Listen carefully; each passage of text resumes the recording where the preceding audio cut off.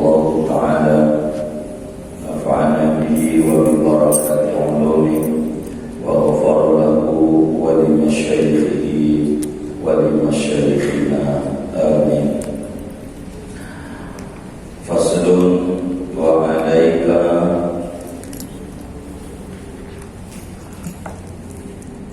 بالتمسك بالكتاب والسنة والاعتصام بهما فإنهما دين الله القريب وصراطه المستقيم من أخذ بهما سلم وغنم ورشد ومسلم ومن حاد عنهما ضل وندم وهلك وقسم فاجعل لهما حاكمين عليك ومتصرفين فيك. Lazimkan olehmu dengan berpegang teguh dengan Al-Quran dan As-Sunnah, dan wal-i'tisami berpegang teguh dengan keduanya. Maka sesungguhnya Al-Quran dan As-Sunnah adalah agama Allah yang lurus dan jalannya Allah yang lurus. Siapa berpegangan dengan Al-Quran dan As-Sunnah, maka ia selamat dan beruntung, dia beroleh petunjuk dan terlindungi. Wa man hatta anhuma, siapa orang yang menyimpang dari Quran dan Sunnah, dhalla wa nadima, maka ia sesat dan akan menyesal. Wa halaka wa usima, ia bakal binasa dan dia akan terpatahkan. Faj'alhuma hakimaini alaik, jadikan keduanya, yaitu hakim, jadikan olehmu akan keduanya akan hakim atas wa mutasarrifaini, dan yang berdaya guna fika pada dirimu, warjib ilaihima fi kulli amrika, rujuklah kepada Al-Quran dan As-Sunnah pada segala urusanmu, mumtasilan li wasiyatillahi wa wasiyati rasulih, padahal menjunjung tinggi bagi perintah Allah dan perintah Rasulnya. Wallahu a'lam. Saudara-saudara sekalian, bila pertemuan yang lalu kita bahas ada 4 jalan yang paling cepat untuk kita menuju usul kepada Allah Subhanahu wa taala yang disampaikan oleh Imam Al-Haddad. Di sana kita ada berzikir, di sana kita disuruh bertafakur, di sana kita disuruh memperbanyak salat sunnah, dan di sana kita disuruh menuntut ilmu. Nah, sesudah berbicara itu, saudara sekalian, kata Imam Haddad, hendaknya kita yang pengen bahagia di dunia dan di akhirat, haruslah kita berpegang teguh dengan Al-Quran dan As-Sunnah. Sebab apa? Kita lahir di dunia ini bukan orang kita. Tidak ada satupun di antara kita yang dulu bercita-cita pengen lahir ke dunia. Ini karena kasih sayangnya Allah mewujudkan kita dari tidak ada menuju ada. Bahkan kita bukan sekadar ada, tapi kita dijadikan makhluk Allah. Bukan kita sekadar makhluk, kita dijadikan manusia. Bukan sekadar manusia, kita diberikan akal dan segala macam anggota tubuh yang sempurna. Laqad khalaqnal insana fi ahsani taqwim. Oleh karena itu, kesempurnaan yang ada pada kita sebagai manusia ini tidak bakalan bisa terarah dan terukur bila kita tidak ada pemandu selama kita ada di dunia ini. Kudu ada kompas untuk kita mengisi hari-hari kita di dalam dunia ini. Ibarat orang buta kudu ada tongkat supaya membantu kita jalan. Ibarat gelap gulita kudu ada senter dan lampu untuk menerangi jalan kita supaya tidak terperosok pada got atau pada lubang yang merugikan kita. Oleh karena itu, kata Imam Haddad, apa saja di dalam hidup kita ini, kita harus benar-benar memegang dua pusaka ini, yakni Al-Quran dan As-Sunnah. Al-Quran sebagai kitab suci yang diturunkan kepada Rasulullah Sallallahu Alaihi Wasallam yang berisikan 6.666 ayat ini adalah semuanya lengkap untuk mengatur hidup dan kehidupan kita. Bila kita banyak rezeki harus bagaimana? Bila kita lagi berkekurangan rezeki mesti bagaimana? Bila kita sehat mesti bagaimana? Bila kita sakit mesti bagaimana? Bila kita bekerja pada satu instansi mengikut orang mesti bagaimana? Ini diatur dalam Al-Quran semuanya. Oleh karena Al-Quran itu global, maka supaya Al-Quran ini bisa dilihat oleh kita, Al-Quran yang berjalan, Al-Quran yang bisa ngomong, maka itulah Rasulullah Sallallahu Alaihi Wasallam. Orang yang paling mengerti Al-Quran adalah Nabi Muhammad Sallallahu Alaihi Wasallam. Maka kalau pengen melihat Al-Quran yang berjalan di muka bumi, dialah Nabi besar Muhammad Sallallahu Alaihi Wasallam. Siti Aisyah ketika ditanya dan disuruh merinci tentang siapa sosok Rasulullah, maka beliau menjawab dengan singkat, kana khuluquhul Quran.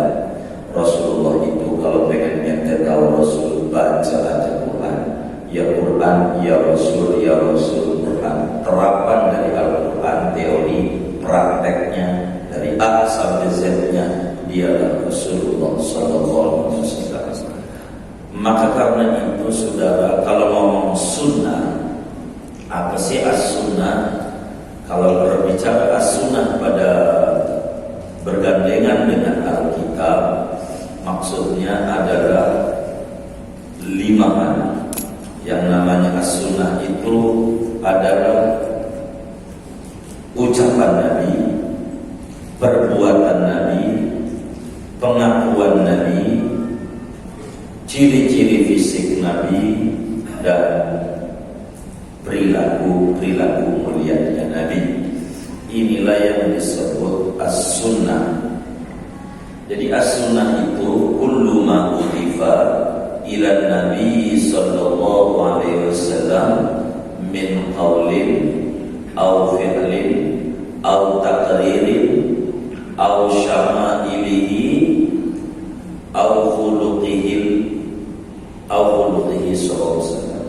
Jadi yang namanya sunnah apa saja bentuknya, ucapan Nabi atau perbuatan Nabi atau pengakuan Nabi atau ciri-ciri fisik Nabi atau akhlak Nabi. Ini semuanya terangkum dalam as-sunnah, sehingga kita jangan sampai keluar dari apa yang telah disampaikan oleh semua ulama yang dimaksud as-sunnah. Jangan sampai as-sunnah itu hanya perbuatan saja. Kalau as-sunnah itu perbuatan saja, perbuatan Nabi doang, maka kita akan membuang jutaan hadis. Ucapan Nabi gak kita pakai, pengakuan Nabi gak kita pakai, begitu juga syama'ilul Mustafa, begitu juga khuluqul Mustafa. Sebab kalau ngomong sunnah, ia ucapan, ia pengakuan, ia perbuatan.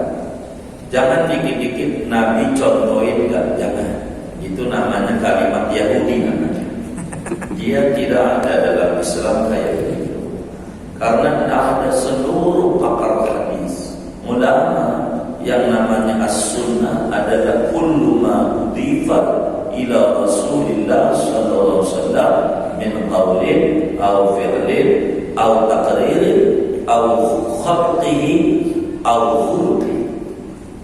Itu dalam seluruh kitab-kitab tentang hadis riwayat itu begitu. Sehingga jangan kita dikit-dikit berbicara dicontohin enggak. Jangan begitu. Bahasanya diajarin enggak. Kalau diajarin itu ada enggak ajarannya dari Nabi? Baik itu ucapan ataukah perbuatan ataukah pengakuan. Begitu. Supaya kita tidak salah di dalam Islam dan tidak lalu. Sebab Al-Quran dan As-Sunnah ini saudara banyak. Begitu. Ada sahabat diajarin juga enggak sama Nabi. Enggak diajarin sama Nabi. Sahabat.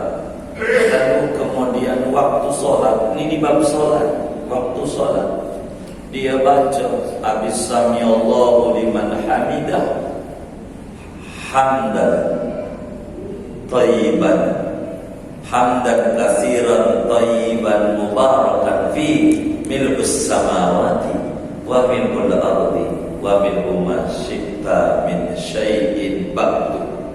Nabi tak ajarin itu, diajarin Rabbana lakal hamdu. Ada sahabat baca samiallahu liman hamidah, dia baca samiallahu liman hamidah hamdan thayyiban hamdan katsiran thayyiban mubarakan fi milkus samawati wa milkul ardi wa ma syi'ta min syai'in ba'du. Nabi kebimbing itu, ini lagi sholat, lalu kemudian ba'da salam, enggak kemudian Nabi mengatakan begini, siapa itu yang enggak saya ajarin, itu enggak contohin baca-baca begitu? Kagak.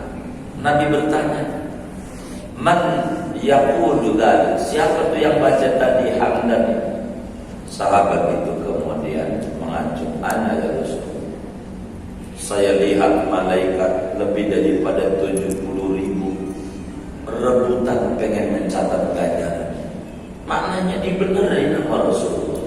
Itu bacaan yang lagi sholat. Sholat baca begitu. Karena sahabat itu mengerti begitu. Yang namanya bid'ah itu bukan maknanya enggak ada contoh dari Nabi, enggak diajarin Nabi. Nabi ajarin kudu banyak muji-muji Allah. Begitu. Banyak bilang begitu. Jadi banyak. Oleh karena itu kita hidup ini harus berpegangan pada Al-Quran dan As-Sunnah. Bukan Al-Quran dan contoh Nabi, bukan. Tapi Al-Quran dan As-Sunnah. Sebab apa? Kata Imam Haddad, sebab dia adalah dinullah al-qawim. Ini adalah ajaran Allah yang lurus, agama. Kalau ngomong Islam, Quran hadis. Quran hadis. Udah jangan lari dari itu. Maka seluruh ilmu, mau ilmu fikih, mau ilmu apa, itu semuanya adalah bersumber daripada Al-Quran dan As-Sunnah. Kalau mau jujur, enggak ada itu di zaman Nabi. Ini iklan namanya. Ini izhar yang kayak itu. Izhar. Ini namanya ikhfa. Ini idgham biguna. Ini idgham bila guna. Enggak ada. Zaman sahabat enggak ada. Zaman sahabat. Ini apalagi udah di kuning. Idgham nih merah. Kalau iklan hijau. Itu lebih bagus lagi. Begitu. Zaman kata itu kita aja enggak ada. Jadi nggak ada iklan, tapi tulisan iklannya ini nih.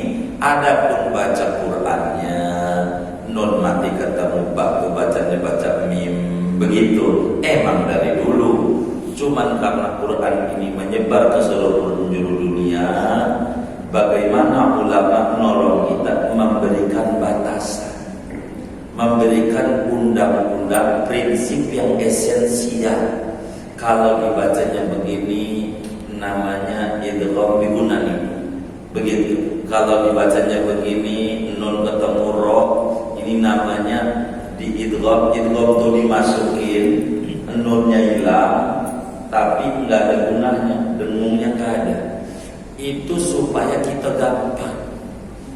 Ini ulama yang membatasi, yang merumusi ulama. Sahabat juga ngomong ini gitu kan. Apalagi hadis, ini sobat, ini doi. Itu enggak ada juga. Zaman nabinya baru begitu. Tapi bukan begitu di dalam memahami konsep as-sunnah. Begitu. Supaya muslim itu tidak kaku. Begitu. Nabi haji naik unta. Enggak kemudian ini contoh dari Nabi naik unta. Jadi kita kalau haji kudu naik unta. Bukan. Jadi itu alat transportasi. Enggak mesti unta, alat transportasi. Kita bisa naik taksi, naik bis, naik kita pesawat. Itu sama. Begitu. Jadi itulah Islam itu dinamis. Jadi ada esensinya, bukan kelihatannya. Begitu Islam. Nabi makannya kurma, jadi kita kurma, nasi bid'ah. Aduh, orang Betawi makan roti sekali, udah habis jus nanan. Kita udah makan belum? Belum nasi. Enggak begitu, enggak. Di dalam kurma itu ada zat karbohidrat. Punya apa kita? Begitu, hidup tuh begitu. Jadi tidak kaku dalam hidup itu, tidak kaku. Zaman Nabi duduk ngaji ini. Sekarang di modern namanya kampus. Nggak ada kampus zaman Nabi. Ntar bina lagi. Apa sih kampus? Belajar. Oh belajar. Tolong ilmi iya Nabi ajari. Nggak apa. Islam tuh begitu. Enggak kaku. Enggak kaku. Islam itu jadi enak. Enggak dikit-dikit kita salah. Enggak kayak begitu dalam agama. Maka kita disuruh kembali kepada Al-Quran dan As-Sunnah. Kan Nabi bilang, taraktu fikum amrayn, kutinggalkan kepadamu dua pusaka. Ma in tamassaktum bihi ma lan tadillu abadan. Asal dipegang kuat-kuat, enggak bakalan sesat selama-lamanya. Kita enggak bakalan stres hidup kalau kita pegang benar-benar Al-Quran. Jangan kita enggak pegang Al-Quran dan As-Sunnah ini. Sebab ini adalah cara yang terbaik di dalam hidup kita. Cara yang terbaik. Semuanya ada. Semuanya. Sehingga Muslim itu tidak kalah. Sehingga pertanyaan yang muncul, adakah dalilnya dari ajaran yang diajarkan oleh Nabi? Baik ucapan Nabi, pernah Nabi mengarahkan orang begitu, ataukah dari perbuatan Nabi, ataukah dari pengakuan Nabi? Ada namanya sholat syukur wudu. Sholat nggak boleh marah-marah. Sholat itu nggak boleh marah-marah. Kalau sholat itu ikut tuntunan. Tapi kemudian ada orang sahabat ngerjain mulu. Pokoknya di mana habis wudu sholat 2 rakaat. Di mana habis wudu sholat 2 rakaat. Di mana habis wudu sholat 2 rakaat. Namanya Bilal bin Abi Rabah. Lalu Bilal kemudian dipanggil oleh Rasulullah SAW. Bilal, apa amalan yang paling bagus menurut ente? Bagi dong, begitu katanya. Sebab inni sami'tu dafana 'alaika fil jannah. Saya dengar waktu Isra Mi'raj suara sendal ente lebih duluan itu di surga. Ketoprak suara Bilal. Itu Bilal di surga, jangan ada. Maka kata Bilal, saya itu enggak ada amalan yang lain kecuali yang saya berhidupin habis wudu saya sholat 2 rakaat. Habis wudu saya sholat 2 rakaat. Nabi enggak ente ngarang-ngarang. Enggak kayak kita. Begitu bidah. Enggak aman. Bila sudah memahami sabda Nabi yang umum, apa kata Nabi? As-salatu khairu mawdu' fa in syaa'a an yuksira falyastaksir. sholat itu sebaik-baik pekerjaan. Kalau mau pengen banyak sholat, monggo. Dari umum itu bila paham. Jadi enggak mesti harus dicontohin oleh Nabi. Begitu. Itu dalam hidup itu kayak begitu. Sehingga kita Nabi enggak pakai alamiah. Kecuali enggak entar bid'ah lagi. Jadi bid'ah di dalam hidup. Iya begitu. Jadi kita orang di dalam hidup jangan keluar dari Al-Quran dan As-Sunnah. Enggak boleh. Supaya kita tidak kaku di dalam kita punya hidup.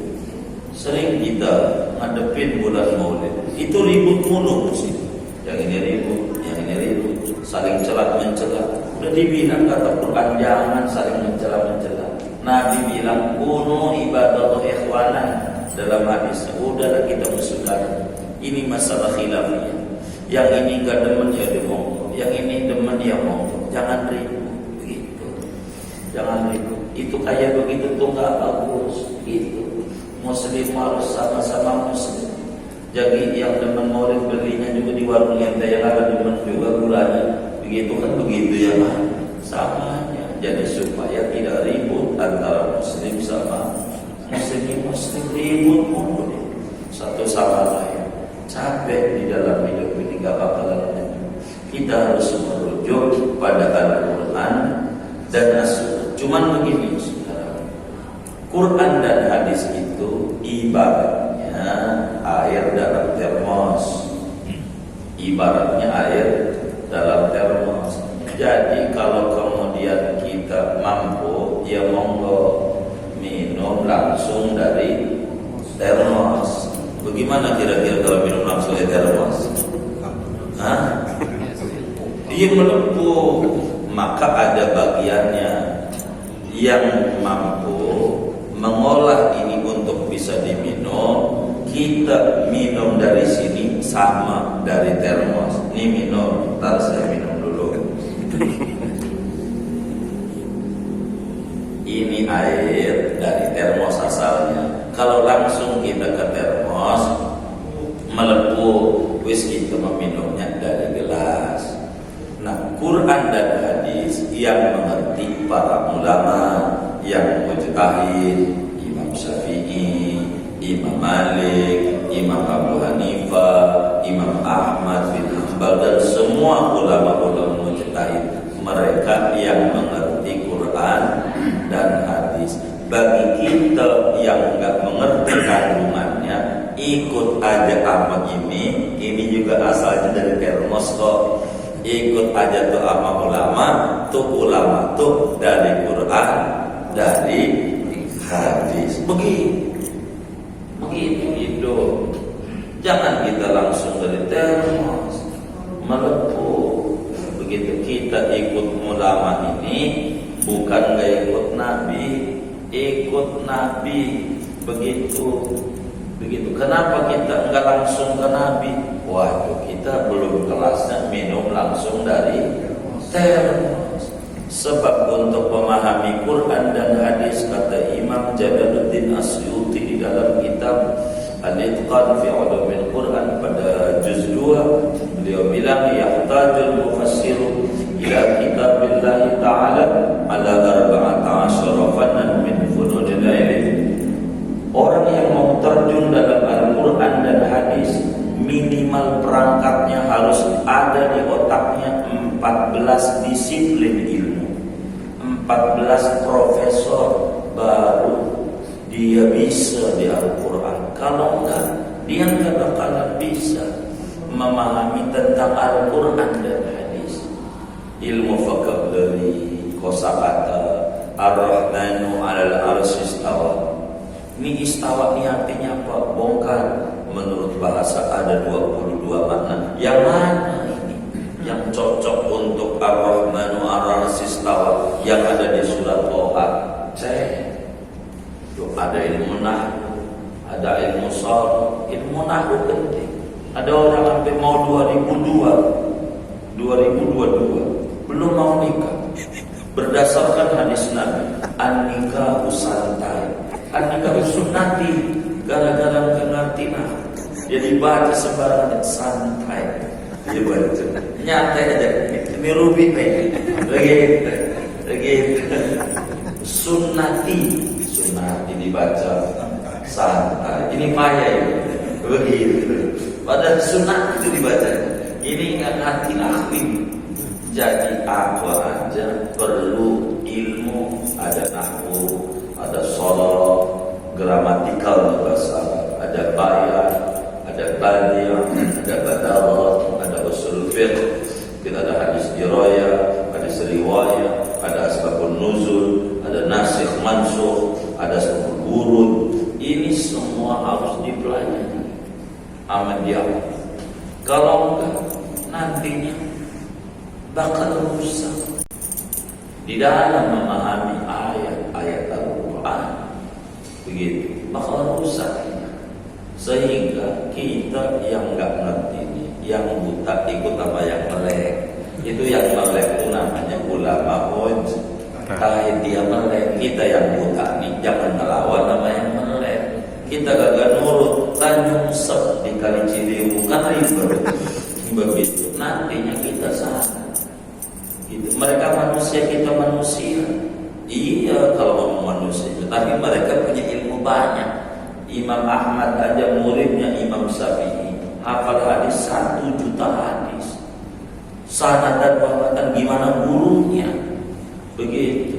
Kita ya Allah, mau hadis mana yang kita hafal? Cuman aku itu juga hadis palsu. Nikmatul wudud, bab dan dahar. Hadis palsu. Itu hadis palsu itu. Begitu. Nah, kita harus apa? Mau kita nggak hafal hadis, nggak hafal apa? Mau ijtihad dari mana? Maka kita seikut ulama itu namanya ikut Quran, ikut hadis. Kata Allahnya dalam Al-Quran, fas'alu ahla dzikri in kuntum la ta'lamun. Tanya sama ahli ilmu yang Anda tidak tahu. Jadi manusia ada dua, ada yang berilmu, ada yang tidak berilmu. Yang tidak berilmu ikut sama perintah Al-Quran, yaitu ikut apa yang berilmu. Ulama mujtahid itu begitu.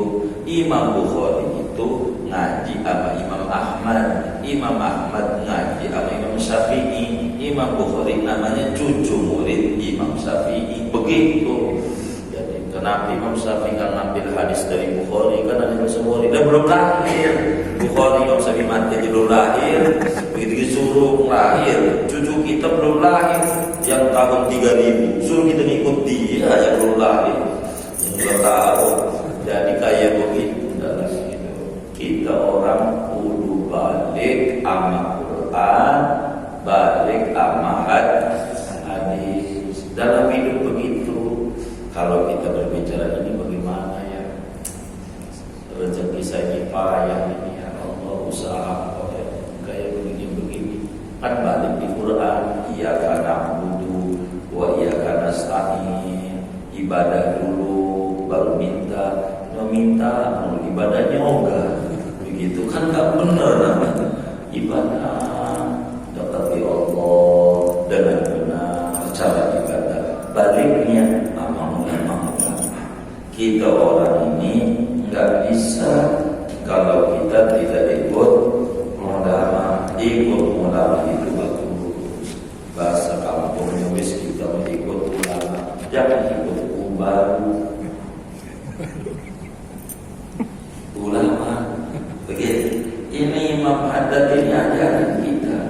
Maka karena itu di dalam kita hidup ini harus memahami betul tentang pentingnya kita balik sama Quran, balik sama hadis Nabi Muhammad sallallahu alaihi wa alihi wasallam.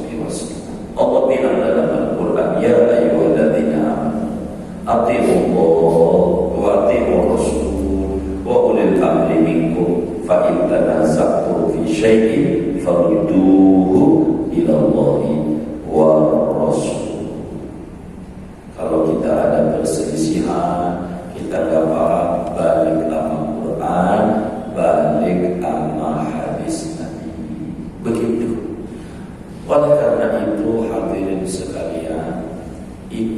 hanya beda merek, madhab itu beda merek. Tapi beda merek, beda ukuran, tapi satu merek.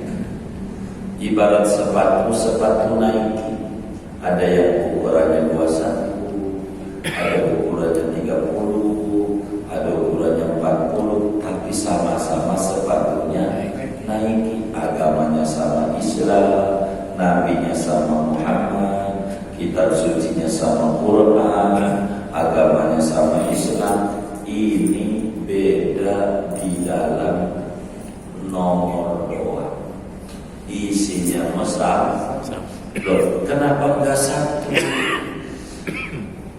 Kalau satu repot, coba naiki ukurannya. Ente naiki ukurannya satu aja, pokoknya nomor 30 dah. Lah kan yang nomor 20 agak muat, yang nomor 40 enggak muat juga. Jadi mana yang cocok? Begitu. Karena sudut pandang memahami, kita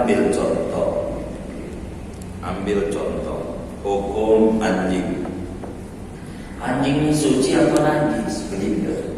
Kata Imam Syafi'i, anjing itu najis. Begitu. Dari mana? Dari mafhum hadis, dari yang tersirat. Kan nabinya ngomong begini waktu ditanya, du'iya Rasulullah SAW ila walimatin fa'ajab wa du'iya ukhra falam yujib. Rasulullah diundang oleh seorang sahabat, dia datang. Lalu diundang oleh sahabat yang lainnya, enggak datang. Lalu ditanya, kenapa ama si A datang, ama si B enggak datang? Begitu. Kata Nabi, kalau si B itu ada anjingnya, kalau si A saya datang ada kucing. Kalau kucing itu suci. Begitu kata Nabi. Kalau kucing itu suci. Kata Imam Syafi'i, kalau begitu anjing najis. Kata Imam Malik, enggak begitu, nabinya kan ngomong. Nabi kan ngomongnya, kalau si B enggak datang ada anjing, kalau si A datang ada kucing, kucing itu suci. Nabi enggak ngomong anjing najis. Jangan nambahin. Begitu Imam. Jadi anjing suci. Begitu kata Imam Malik. Anjing itu kata Imam Syafi'i kan tinggal nerusin doang. Kalau kucing suci berarti anjing. Nabi nggak ngomong. Kata Imam Malik, Nabi nggak ngomong. Jadi jangan ngomong najis, suci. Begitu namanya beda sudut pandang. Terus kalau dicuci kena anjing 7 kali, iya dicuci 7 kali tetap. Kalau nyuci kan Nabinya ngomong begitu, tapi kan Nabi nggak jelasin kalau anjing itu najis. Katanya kalau Nabi nyucinya ribet begitu kan najis. Nabi nggak ngomong. Itu namanya beda sudut pandang, tapi isi hukumnya sama. Ketika ditanya Malik ini, kalau baju ini ataupun badan ini dijilat anjing mungkin dia dicuci 7 kali kan Nabi ngajarin. Katanya sapi itu kan najis itu berarti berat. Nabi nggak ngomong anjing itu najis. Namanya beda sudut pandang. Quran sama hadis yang bahasanya sangat tinggi, bahasa yang sehari-hari aja kita masih salah dalam memahaminya. Itu bahasa bukan Quran yang bahasa Allah, hadis yang bahasa Rasulullah, manusia suci. Bahasa sehari-hari ini sudah ada.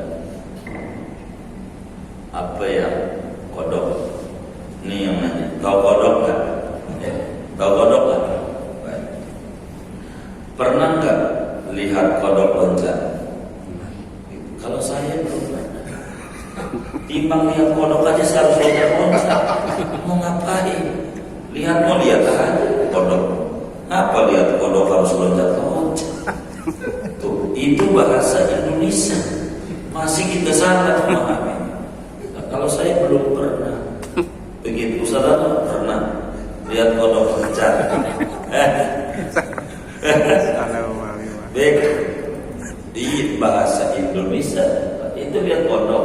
Saya sih biasa aja lihat kodok. ngapa lihat kau loncat-loncat. Itu bahasa Indonesia. Itu masih kita multi tafsir. Itu yang maksudnya yang mana? Yang loncat kitanya apa kodoknya? Itu aja begitu. Yang bahasa apalagi bahasa Rasulullah, apalagi bahasa kalamnya Allah, itu sangat tinggi. Maka perlu kejelian dan perangkat ilmu yang banyak. Maka ala kulli hal, dengan kita ikut ulama, ikut madhab, itu juga sama ikut Quran, ikut hadis. Tuh begitu. Pegang Quran sama hadis. Insya Allah kita selamat di dalam jalan hidup kita. Jangan nggak ikut Quran, ikut hadis, rugi kita hidup. Jangan semau kita di dalam kita hidup. Sebab kita manusia sudah dikasih bimbingan oleh Rasulullah Sallallahu Alaihi Wasallam dalam hadis-hadisnya semuanya sudah kita dibimbing. Apa saja sudah ada dalilnya. Meski kita yang awam kurang paham, tapi ulama jauh-jauh hari sudah memberikan gambaran-gambaran di dalam hidup dan kehidupan kita, biar kita tidak bingung di dalam jalan hidup kita. Oleh karena itu, saudara, ini penting kita ikut Quran, penting kita ikut hadis Nabi. Jangan kita keluar dari Quran dan dari hadis Nabi. Maka apa yang dicontohkan oleh ulama itu tidak menjadi kita muslim yang kaku. Contoh di dalam hidup supaya kita nggak kaku. Ulama tuh nggak gampang kafir-kafirin orang, bid'ah-bid'ahin orang, karena resikonya besar. Kata Nabi, idza qala ahadukum li akhihi ya kafir faqad ba'a biha ahadukum. Bila mana seseorang menuduh orang lain mengatakan kafir, bid'ah, syirik, maka kalimat tuduhan itu bakal berpulang kepada yang menuduh dan kepada yang dituduh.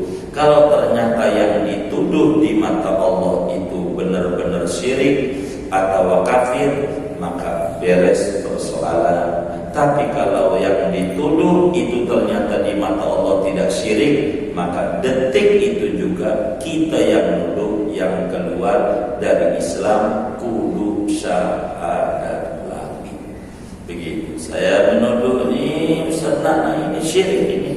Nah, kalimat itu kalau ternyata dia di mata Allah tidak syirik, maka yang syirik kita.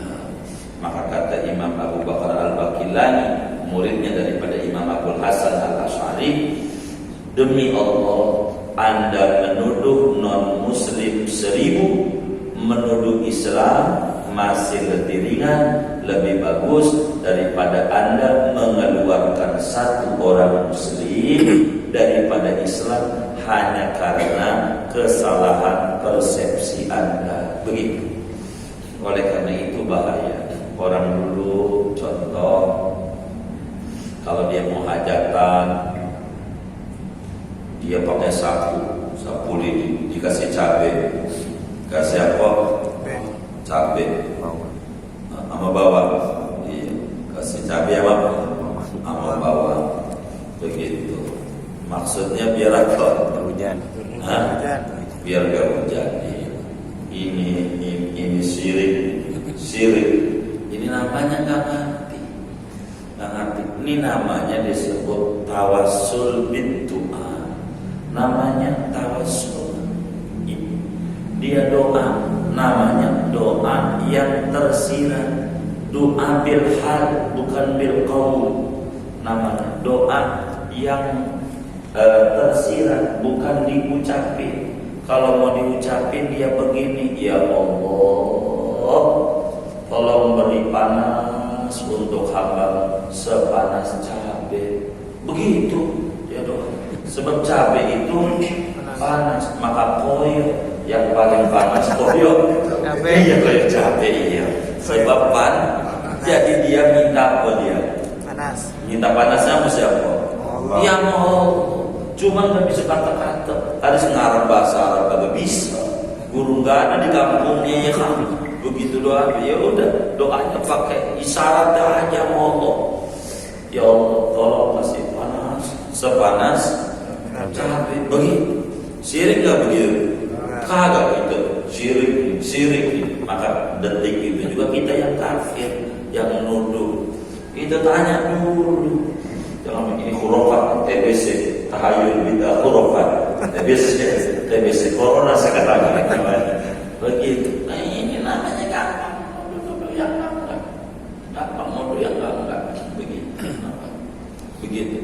Kadang rumah kalau di Jawa nih saya tahu bangun rumahnya dikasih apa itu kebun ya, begitu. Dajab Kerudung. di atasnya itu dikasih tepung ini ngapain kamu ditaruh sini? Bukan, itu namanya doa ilham. Ya Allah tolong penghuni rumah ini dikasih kehidupannya manis, kayak manisnya begitu. Syirik enggak? Dia kagak. Emang dia begitu. Kenapa enggak doa begitu? Ya Allah, orang dulu dia enggak arti jauh dari kiai, mendoain pakai bahasa Arab. Bahasa Arab begitu ya? Iya begitu. Yang kaya begitu apa? Doa. Ada orang bakar batu bata, Lio namanya Lio. Dia batu bata. Pinggirnya dikasih cabai juga tuh, pakai tusuk-tusukan, sudut-sudutnya. Ini syirik itu syirik. Karena tanya dia doa, ya Allah tolong batu-bata saya bakar ini biar matang sehingga jadi merah kayak merahnya. Dia orang doa mau. Jadi kita orang tuh nggak takut kalau ikut Quran, ikut hadis. Begitu enggak ini bid'ah.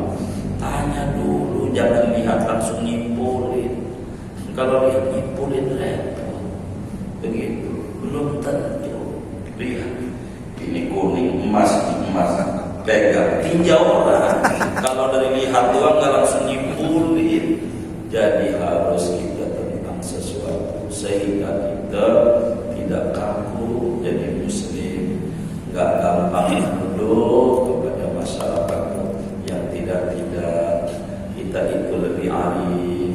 Muslim itu harus lebih bijaksana. Muslim itu dilarang mencela.